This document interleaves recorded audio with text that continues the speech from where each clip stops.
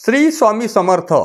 प्रिय मिथुन राशीच्या मित्रांनो, येणाऱ्या 29 मार्च 2025 पासून तुमचे भाग्येश म्हणजे शनिदेव हे तुमच्या कर्मभावात प्रवेश करणार आहेत.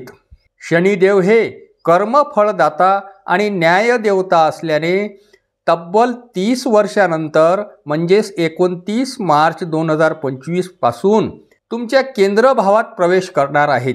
आणि म्हणूनच मित्रांनो, हा अतिशय सुंदर योग मिथुन राशीच्या लोकांकरिता आलेला आहे. 29 मार्च 2025 पासून शनिदेव हे कुंभ राशीला सोडून मीन राशीमध्ये प्रवेश करत आहेत. आणि मीन राशीत प्रवेश केल्यानंतर शनिदेव तिथूनच तुमच्या भाग्यस्थानावर लक्ष केंद्रित करणार आहे. ही एक अतिशय भाग्याची गोष्ट आहे. शनिदेव हे कर्माचे कारक आहेत, त्यामुळे तुमच्याकडून ते चांगलेच कर्म करून घेतील. जसे तुम्ही कर्म कराल त्याचप्रमाणे तुम्हाला फळ मिळेल. चांगले कराल चांगले मिळेल, वाईट कराल वाईटसुद्धा फळ मिळू शकते. म्हणून चांगलेच मित्रांनो कर्म करावे. प्रिय मिथुन राशीच्या मित्रांनो, येणाऱ्या 15 मे 2025 पासून तुमच्या कर्मभावाचे स्वामी देवगुरु बृहस्पती हे तुमच्या लग्न भावात प्रवेश करणार आहेत. आणि म्हणून येणाऱ्या काळात तुम्हाला 2 ग्रह भाग्याची साथ देतील. असे असल्याने तुम्हाला विविध संधी प्राप्त होतील. शनिदेव आणि देवगुरु बृहस्पती हे तुम्हाला चांगलेच फळ देणार आहेत. आणि म्हणूनच तुम्हाला विविध संधी प्राप्त होऊन शनिदेव व देवगुरु बृहस्पती हे 2 ग्रह अतिशय उत्तम फलश्रुती देणारे ठरणार आहे. माझ्या प्रिय मिथुन राशीच्या मित्रांनो, गेल्या काही वर्षापासून तुमचे मन विचलित झालेले होते. असे असल्यामुळे तुम्ही इकडे तिकडे भटकू लागला होता. तुम्ही व्यवसायाच्या जागेत सुद्धा बदल केलात आणि नोकरीकरिता सुद्धा तुम्ही गाव सोडून दुसरीकडे गेलात.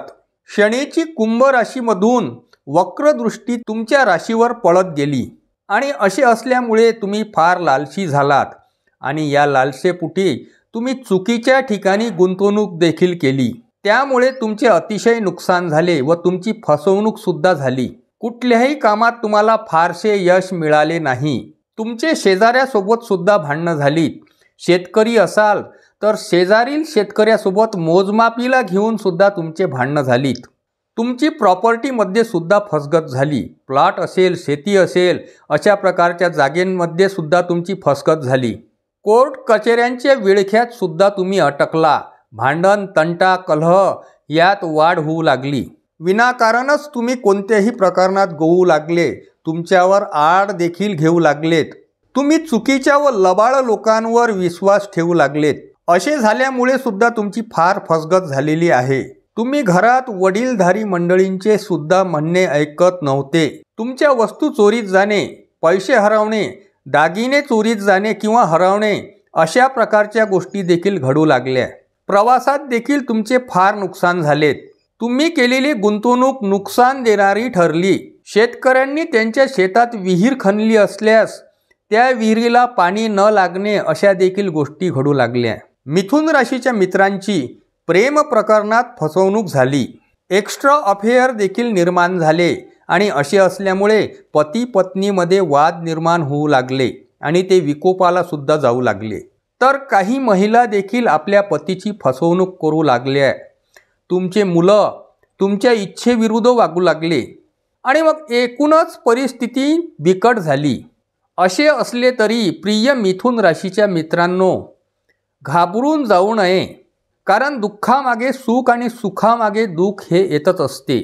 आणि म्हणून मित्रांनो, श्री स्वामी समर्थ सांगतात, प्रतिष्ठा म्हणजे एक भाकड ओझं. कधी योग्यता नसताना मिळते आणि चूक नसताना निघून जाते. म्हणून असताना मिरवू नये आणि नसताना खचू नये. म्हणून मित्रांनो, खचून जाऊ नका. म्हणून येणाऱ्या काळात म्हणजेच 29 मार्च 2025 पासून तुमचे भाग्येश श्री शनिदेव हे तुमच्या कर्मभावात प्रवेश करणार आहेत आणि ते कर्मदाता व न्यायदाता सुद्धा आहेत. म्हणून प्रिय मिथुन राशीच्या मित्रांनो, येणाऱ्या काळात तुम्हाला आधी जे घडले ते विसरून नवीन प्रयत्न करावे लागतील. परिश्रम अधिक करावे लागेल आणि त्यात तुम्हाला फळसुद्धा मिळेल. अगदी जिद्दीने तुम्हाला प्रयत्न करावे लागेल आणि नवीन व्यवसायात शनिदेव तुम्हाला हळूहळू फळ देणे सुरू करेल. तुम्ही नवनवीन कल्पना कराल आणि त्या प्रत्यक्षात उतरवाल आणि त्यापासून तुम्हाला आर्थिक लाभसुद्धा भरभरून मिळेल. तुमची आर्थिक स्थिती मजबूत होईल व तुम्हाला नवीन व्यवसायात भरभरून लाभ होण्याची सुद्धा चिन्हे आहेत. जर तुम्ही नोकरी शोधत असाल तर जी संधी तुम्हाला प्रथम येईल तिला सोडू नका, हा सल्ला देण्यात येतो. आणि तुम्ही प्रत्येक क्षेत्रात संधीचं सोनं कराल. गेलेले दिवस म्हणजेच तुमचा भूतकाळ तुम्हाला विसरून भविष्याकडे लक्ष केंद्रित करावे लागेल, असा सुद्धा सल्ला देण्यात येतो. तुमचे मन स्थिर राहील व तुमची आतापर्यंत झालेली भांडण तंटे मिटतील. कोर्ट कचेऱ्यांचा सुद्धा निकाल लागेल व तुम्हाला तुमच्या व्यवसायात भरपूर फायदा मिळेल. नोकरी करणाऱ्या जातकांना सुद्धा पद प्रतिष्ठा मिळेल. तुमच्या प्रेमसंबंधात सुधारणा होऊन घरातील वाद तंटा कलह मिटून घरातील वातावरण अगदी उत्साहवर्धक म्हणजेच आनंदी जाईल. एकूणच घरात आनंदी वातावरण निर्माण होईल. तुम्हाला तुमच्या मुलांची चिंता भेडसावत होती, ती आता दूर होऊन त्यांची प्रगती सुद्धा होणार आहे. एक्स्ट्रा अफेअर करणाऱ्यांना आता विराम मिळेल. असे असल्यामुळे त्यांचे पती पत्नीत असणारे वाद खटके मिटून आनंदी व मधुर वातावरण निर्माण होईल. तुम्ही चैनीच्या वस्तू खरेदी कराल. तुम्हाला तुमची वाणी मधुर ठेवावी लागेल. आई वडील व भाऊ बंधकीत उत्साहाचे वातावरण निर्माण होईल. विद्यार्थी वर्गांचे मन अभ्यासात लागेल व त्यांना स्पर्धा परीक्षेत सुद्धा घवघवीत यश मिळण्यास सुरुवात होईल. धार्मिक स्थळी भेट देण्याचे योग येत आहेत आणि तुम्ही जवळच्या एखाद्या लग्न कार्यात सुद्धा जाण्याचे योग आहेत.